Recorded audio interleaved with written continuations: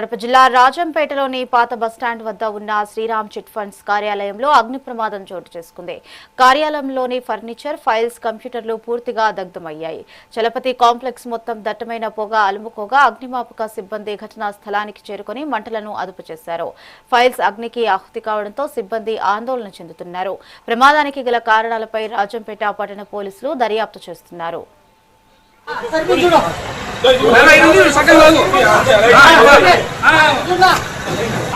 మంట మండుతా ఉంది చూడు అక్కడ.